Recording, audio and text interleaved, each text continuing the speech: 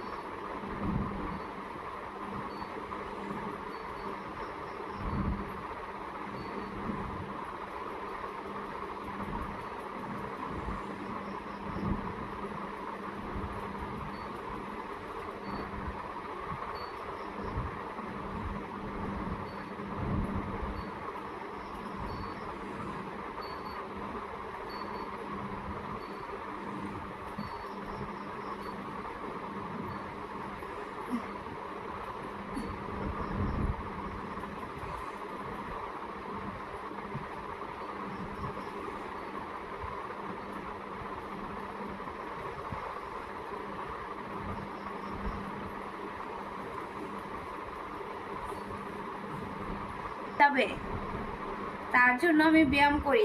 ব্যায়াম করা স্বাস্থ্যের পক্ষে ভালো। আর ফ্যাটি লিভারের সমস্যা, কোলেস্ট্রল, ইউরিক অ্যাসিড সব কিছুর একটি মাত্র ওষুধ হচ্ছে ব্যায়াম। তাই তোমাদেরকে সকালে, বিকালে, দুপুরে যদি ব্যায়াম করতে পারো, তোমাদের জীবনও ওষুধ খেতে হবে না কারি।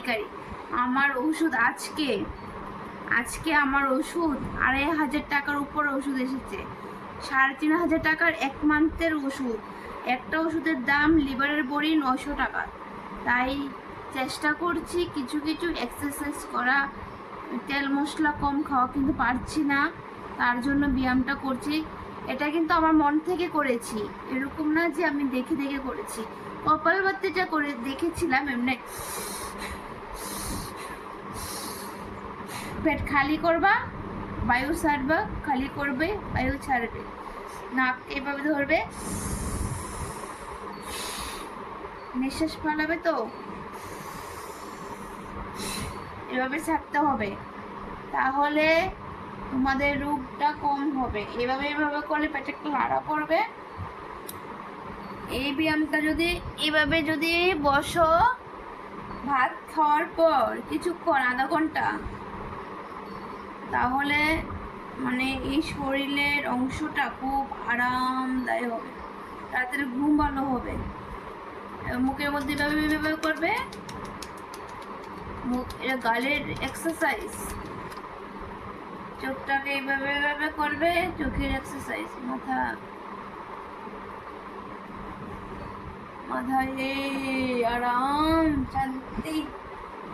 তো ঠিক আছে, বাই বাই, টাটা। এখানে আমি ব্লগটা শেষ করব।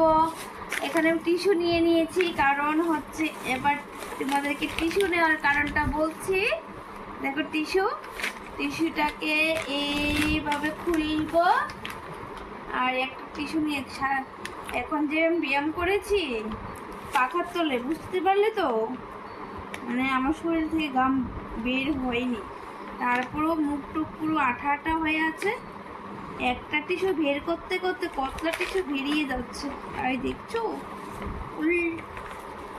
আর আজকে ফার্স্ট টাইম আমার রাতের ব্লগ, তার জন্য ভালোভাবে আমি কমফর্টেবল নই, তার জন্য উল্টাপাল্টা কথা বলছি। দেখো টিস্যুটাকে দিয়ে এখানে কয়টা টিস্যু এইভাবে মুখটা মুছে নেব। মুখের মধ্যে যত ময়লা ওই দেখো সব বেরিয়ে যাবে সব।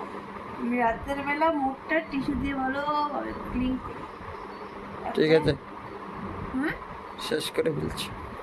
ঠিক আছে, গুড নাইট সবাই, ঘুমিয়ে পড়ো।